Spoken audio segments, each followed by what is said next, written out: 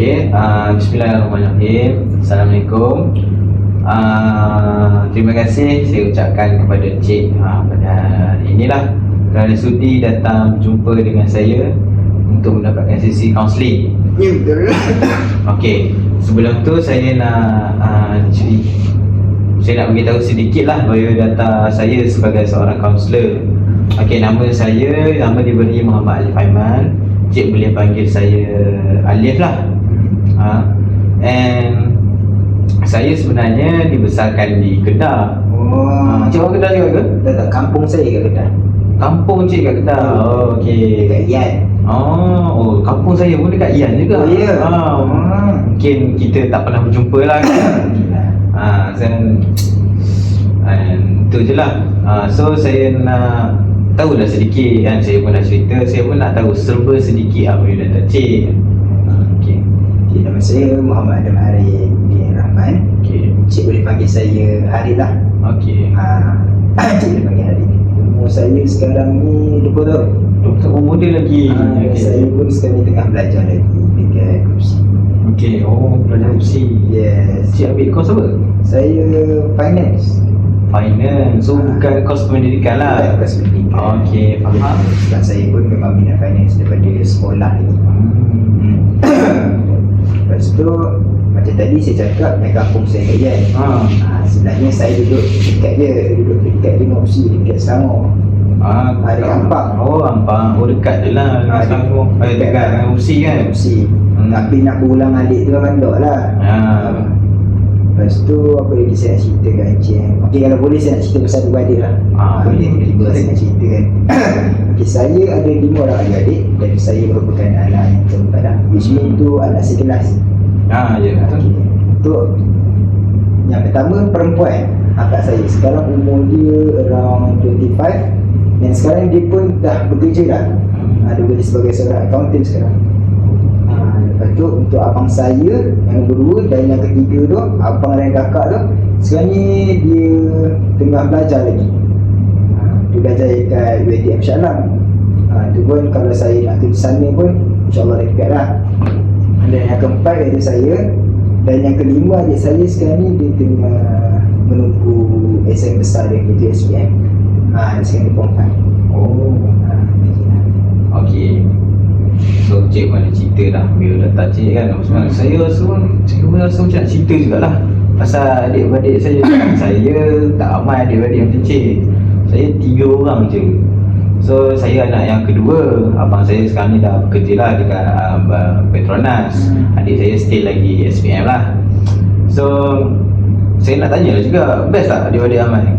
Saya rasa adik-beradik ramai ni dulu dia kecil-kecil best lah. Dah besar ni masing-masing bergaduh je. Mereka dah besar ni semua orang dah buat perangai masing-masing. Ada life masing-masing. Komitmen masing-masing lah.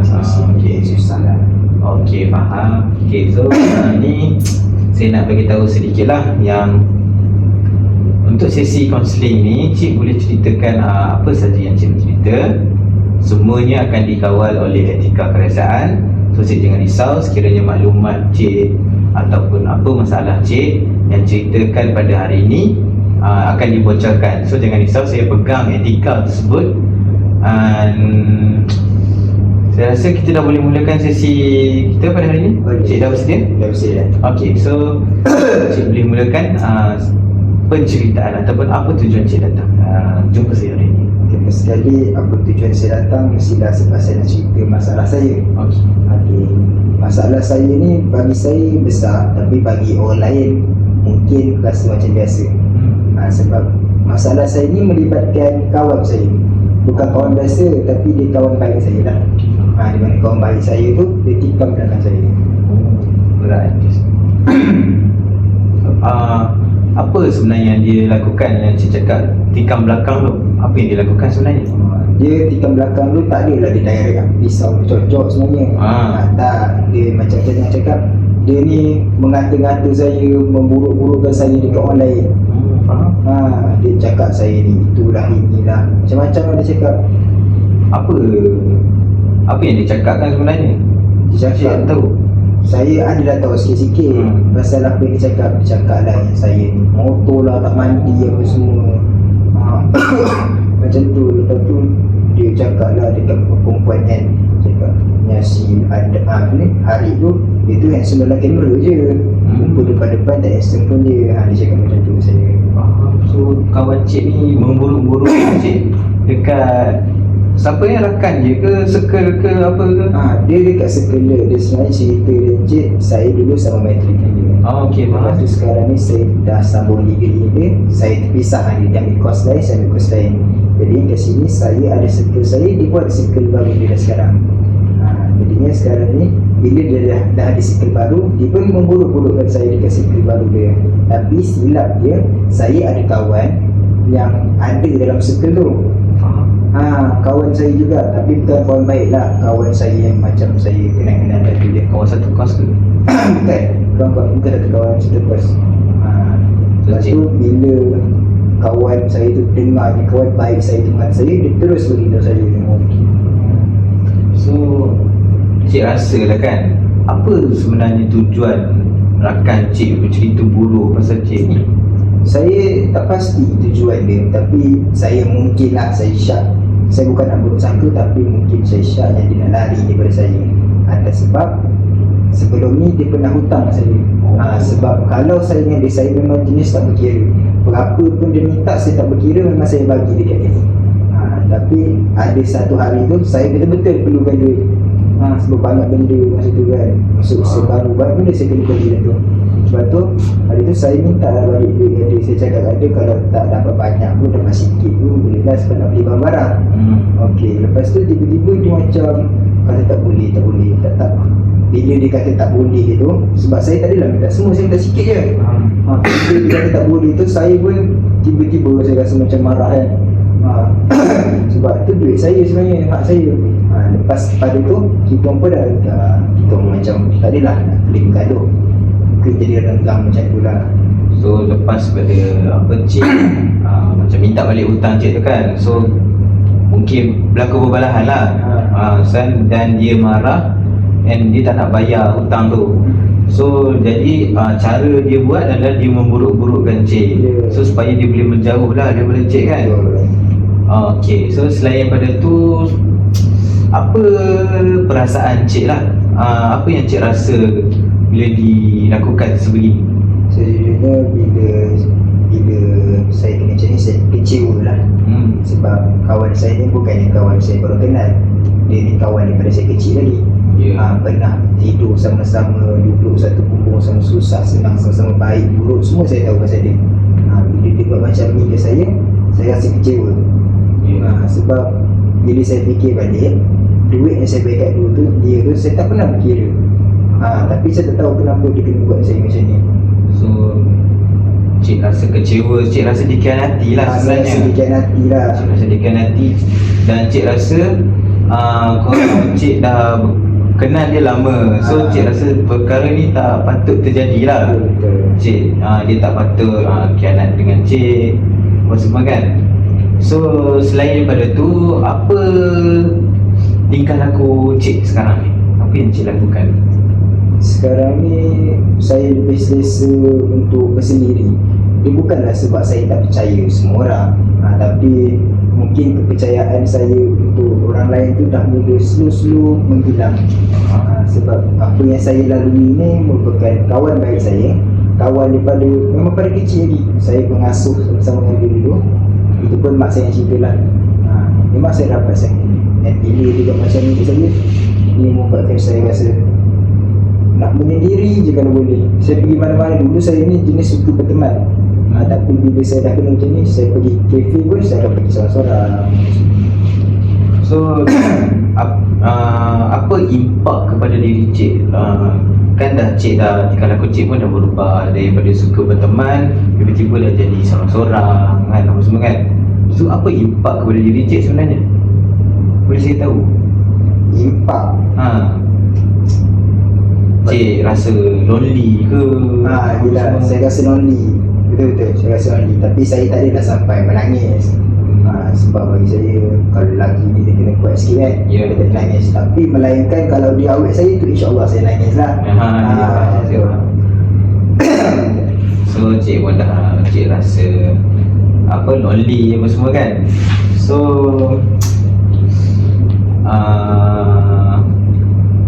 ada apa-apa lagi perasaan yang lain pada tu? Tak ada dah?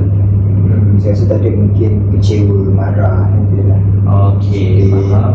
Dia bercampur-campur dah sekarang cik. Okey, faham. So apa yang saya boleh rumuskan kat sini, cik pun dah bila dikhianati bila dikhianati, cik mula rasa marah, rasa sedih, kecewa semua. Cik pun, tingkah laku cik pun dah berubah semua kan. Okey, so sekarang ni saya nak terangkan satu sebelum saya terangkan satu model, saya nak tanyalah apa yang cik harapkan sebenarnya daripada rakan cik tu sendiri.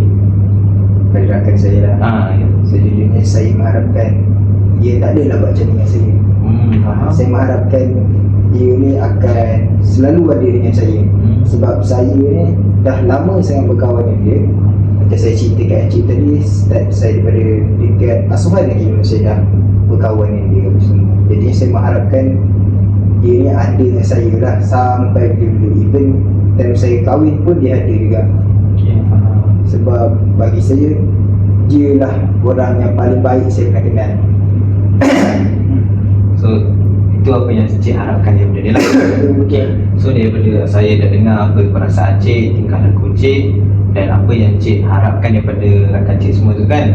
Okey, kat sini saya akan terangkan satu model maafkan saya, model ABCDE daripada teori REBT. Okey. So kat sini saya akan tulis sedikit lah kan. Cik boleh minum air tak cik? Cik nak minum air? Minum air. Okey, kalau persilakan lah. Sebelum kita lanjutkan.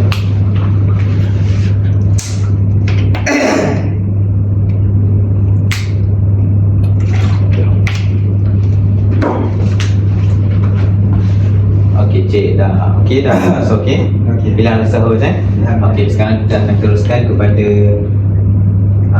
model ABCDE tadi ya. Okey. Kat sini kita ada A, B, C, D dan E. Okey. A ni adalah merujuk kepada peristiwa cik. Peristiwa yang berlaku kepada cik tadi. Okey. B ni pula adalah belief ataupun apa yang cik percaya. Seterusnya kesan ataupun ini merujuk pada consequence, iaitu kesan yang berlaku kepada diri cik. D adalah dispute dan E adalah emotion ataupun emotional. Emotion ni adalah perasaan baharu sebenarnya. Okey. Kat sini kita akan tengok kepada kesan yang berlaku kepada diri cik. Macam cik cakap tadi, cik ada rasa marah kan, rasa marah. Lagi apa yang cik rasa tadi? Kecewa, sedih, ya, lagi menyendiri kan? Menyendiri, ya, sendiri. Menyendiri. Dan peristiwa yang cik hadapi tadi adalah dikhianati sebenarnya, di tikam belakang. Dikhianati oleh rakan baik yang cik betul-betul percaya kan? Dikhianati oleh rakan baik. Okey. Dan saya nak cakap sebenarnya apa yang cik rasa ni, iaitu maafkan saya, consequence ni sebenarnya bukanlah berasal daripada peristiwa yang cik hadapi ni, tapi sebenarnya berasal daripada di sini, iaitu belief. Apa yang cik percaya sebenarnya. Okey, cik percaya apa yang saya nampak. Cik percaya yang cik tak boleh dikhianati. Betul? Tak boleh dikhianati. Dan rakan cik ni perlu sayang cik. Betul? Betul. Okey. Perlu sayang. Okey. Okey, kat sinilah yang menyebabkan percaya ni, belief ni adalah satu pemikiran tidak rasional yang berlaku dalam diri cik. So itulah yang menyebabkan cik jadi macam ni sekarang. Tapi boleh tak saya tanya, kenapa Encik cakap rasa untuk saya ni tak boleh dikhianati oleh kawan baik saya sendiri itu merupakan pemikiran yang tak rasional? Okey. Sedangkan dia tu kawan baik saya. Okey, saya faham. Okey, tak semestinya rakan baik ni akan sentiasa sama sehingga sehidup semati. Faham tak? Okey, manusia macam kita tahu lumrah manusia boleh berubah. So tak semestinya cik boleh percaya yang dia ni boleh takkan berubah daripada tingkah laku asal dia, daripada rakan yang baik, boleh terima apa semua yang cik cakapkan, tapi tiba-tiba dia berubah kan. So cik tak boleh nak believe dengan satu pemikiran tersebut. Okay. Ya, tapi bagi saya kalau macam kawan biasa tu saya tak kisah kalau dia nanti. Tapi kalau kawan baik ni itu ya saya kisah. Jadi saya rasa memang patut pun dia tak boleh pun khianat ke saya, sebab saya dengan dia memang rapat dari kecil. Even mak ayah saya pun rapat dengan mak ayah dia. Okey. Saya nak tanya balik, adakah tertulis di mana-mana bahawa hubungan cik ni akan sentiasa sama dan tingkah laku rakan cik tu takkan berubah? Ya, saya tahu memang tak ada tertulis kat mana-mana. Okey. Tapi Encik tahu tak pasal janji sebenarnya? Apa itu janji? Sebab kami pun pada kecil-kecil saya ingat lagi dah tentu kita orang hidup dengan payah kan. Sebab kita suka dengan payah.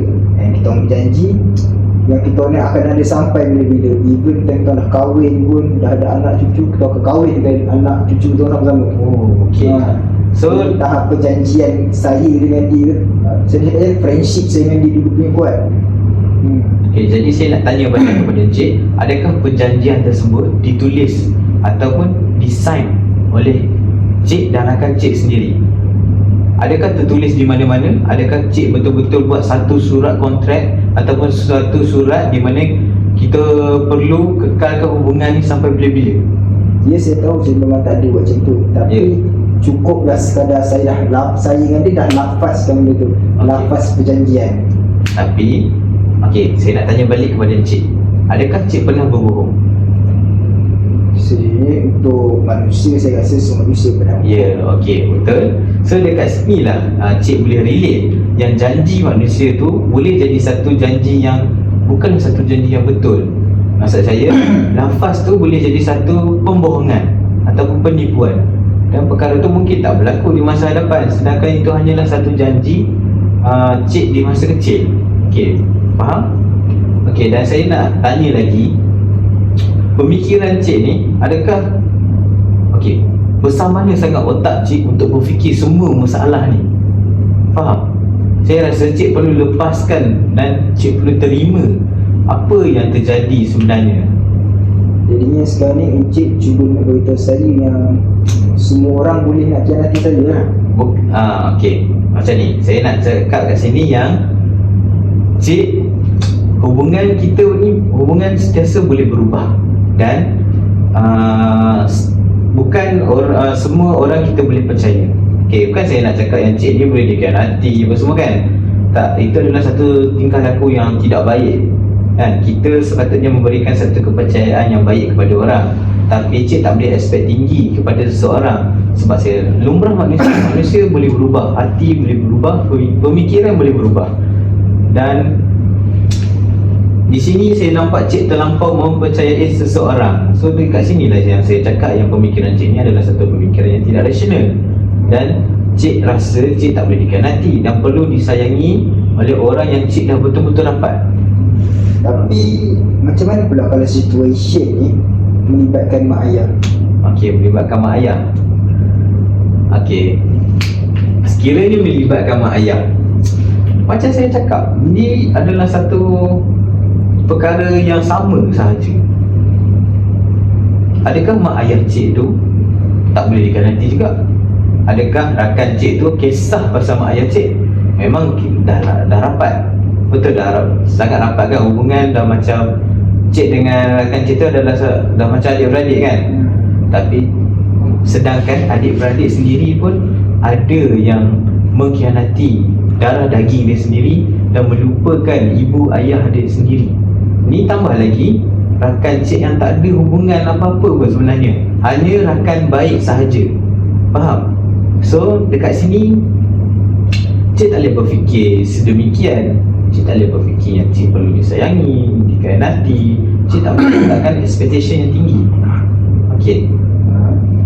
Okay, so cik dah nampak tak ataupun cik dah sedar dengan pemikiran cik sekarang? Saya rasa macam dah mula sedar. Dah mula sedar. Mungkin pahit dah untuk saya terima kenyataan ni kan. Tapi sememangnya kenyataan tu memang pahit pun untuk saya terima. Ya, saya faham perkara tu. Memang pahit untuk kita terima orang yang kita sayang, orang yang kita betul-betul percaya, tiba-tiba buat satu perkara yang tak elok kepada diri kita, kan, khianat apa semua tu kan. Okay, so kat sini lah saya nak terangkan pasal dispute, di mana kita telah melakukan sedikit saya telah mengkritik cik. Betul tak? Saya telah mengkritik pemikiran tidak rasional cik tadi. Betul? Kita telah kritik. Okay, so daripada kritikan ni pun cik dah mula sedar, cik dah mula berubah kan. Dah mula sedar.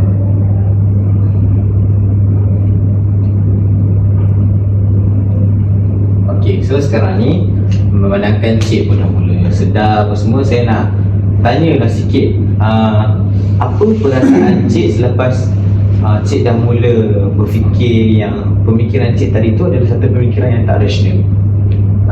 Perasaan baru lah. Perasaan baru. Mungkin perasaan saya sekarang ni, daripada saya rasa marah, saya dah tak rasa marah dah. Okay. Daripada saya rasa kecewa, saya rasa kurang kecewa. Kurang masih lagi ada lah. Rasa kecewa, tapi saya percaya benda tu lambat laun akan hilang dari diri saya. Sembuh sendiri. Kita akan sembuh sendiri. Dan sedih tu, saya rasa mungkin dah tak sedih lah. Sebab bila saya buat sesi ngaji ni, saya dah mula sedar sesuatu yang di mana tak semua orang boleh percaya betul tak sebenarnya kan. Ya, betul. Dan alhamdulillah saya sekarang ni dah lebih jadi open minded. Bukanlah open minded kepada perkara-perkara yang tak betul, tapi open minded kepada perkara-perkara yang betul lah. Saya pun dah dilapangkan dada untuk menerima segala situation. Okay, so kat sini saya dah perasan emosi baru cik dah mula jadi open minded kan, dah melapang dada, open minded, melapang dada, cik pun dah kurang rasa sedih kan, dah mula tak sedih dah kurang, dah kurang, cik pun dah apa, cik kurang kecewa. Betul, kecewa. Cik percaya yang perasaan kecewa cik ni akan sembuh time by time. Betul. So dekat sini ada apa-apa lagi yang cik nak cakap ke ataupun cik nak bagi tahu lagi? Ada apa-apa? Saya rasa tak ada takut. Sebab saya rasa ni lah masalah yang saya dah tiba lah setakat saya umur je. Okay, so kat sini saya nak bagi sedikit rumusan lah apa yang kita dah cakap tadi kan. So kat sini saya dah nampak cik pun dah mula sedar yang perkara peristiwa cik tadi tu bukanlah yang perkara yang menjejaskan diri cik sekarang, melainkan iaitu kepercayaan cik, iaitu cik tak boleh percaya dan tak boleh, orang tak boleh khianat dan sentiasa kena sayang cik. Betul. Dan cik pun dah nampak yang sebenarnya kesan yang berlaku bukanlah berdasarkan daripada ni, tapi berdasarkan daripada belief. And kita pun dah melakukan sesi bukanlah satu sesi tetapi kritik mengkritik. Saya dah mula mengkritik pemikiran cik dan cik pun dah mula sedar, and cik pun dah dapat emosi yang baru, cik dah berlapang dada apa semua kan. So dekat sini saya nak ada satu lagi teknik di mana sebelum kita habiskan tamatkan sesi, saya nak cik berjanji dengan saya bahawa cik takkan cik takkan ada lagi pemikiran tidak rasional ni. Saya nak cik sebutkan perkataan tu. Boleh? Boleh. Saya berjanji. Boleh kuatkan sedikit suara cik? Saya berjanji dengan Encik Adib yang selepas ini saya akan cuba untuk berfikiran rasional dan mengetepikan pemikiran tak rasional saya. Lebih-lebih lagi dalam bergaul dalam sesuatu circle atau kumpulan. Okey, baik. So kat sini cik pun dah berjanji dengan saya dan saya harap cik betul-betul janji cik tu adalah satu janji yang betul bukan macam saya cakap tadi satu lafaz yang pembohongan semua Okey. So sebelum tamatkan sesi, saya ada satu kerja rumah di mana kalau cik mempunyai perasaan ataupun pemikiran yang tak rasional lagi, cik boleh tulis dekat buku atau apa-apa kertas. Sekiranya perkara tersebut, pemikiran tak rasional tu trigger cik balik, so cik tulis pemikiran tak rasional ni tak baik apa semua kan, dan saya perlu ada pemikiran baharu, pemikiran rasional yang dan perkara ni tak boleh menjejaskan saya.